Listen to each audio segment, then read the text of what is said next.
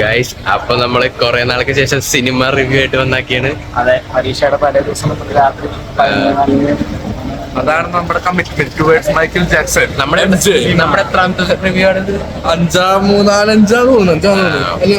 കൊറേ cinema review ആയി. നമ്മുടെ ആത്മാർത്ഥതയില്ലേ.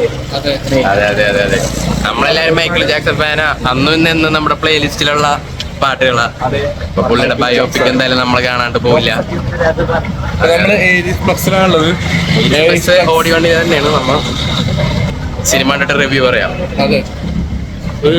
അതെ അതെ ദിവസം കാണിക്കാൻ മണ്ഡപം കുറച്ച് സിനിമ തുടങ്ങും, അപ്പൊ ബാക്കി പിന്നെ നോക്കാം. എക്സൈറ്റഡ്.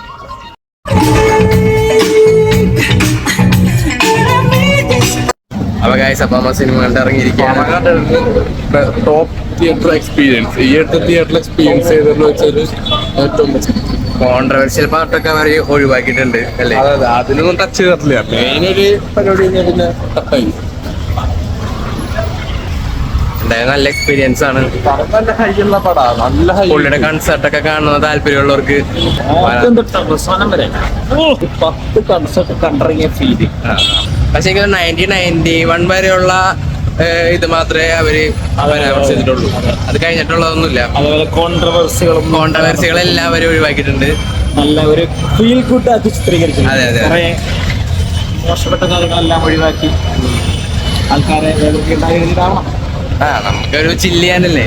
പുള്ളിയുടെ ഒരു വൈബ് അടിക്കാനായിട്ട് പുള്ളിയുടെ പാട്ടും ഡാൻസും ഏതാ കൊറേ പെർഫോമൻസ് ഉണ്ട്, കൊറേ പാട്ടിന്റെ. അതെ, ഇതൊന്നും പറയല്ല, വാക്കുകളൊന്നും കിട്ടുന്നില്ല. നല്ല എക്സ്പീരിയൻസ് ആണ്. ടോപ്പ് എക്സ്പീരിയൻസ്, ഒറ്റ വാക്കിന് സിനിമ എങ്ങനെ വർണ്ണിക്കും? ഗംഭീരം, അതിഗംഭീരം. ശബ്ദമൊക്കെ നല്ല തിയേറ്ററിൽ പോയി കാണണം. വിഷ്വലും ഓഡിയോ ഒക്കെ നല്ല രീതിയിൽ കിട്ടുന്ന തിയേറ്റർ, അല്ലെങ്കിൽ പിന്നെ പാട്ടൊക്കെ ചെതറി പോകുന്നു, മനസ്സിലാവില്ല. ഇത് കൊറേ പെർഫോമൻസ് ഉണ്ട്. പിന്നെ ജാഫർ ജാക്സൺ ആണ് ചെയ്തേക്കുന്നത്. അതെ, നല്ല കിടില ഒറിജിനാലിറ്റി. ശരിയായി. ഇനി അടുത്ത മൂവി അടുത്ത വർഷം കാണാം. അപ്പൊ ഇനി ശ്രദ്ധിക്കുമ്പോഴേക്കും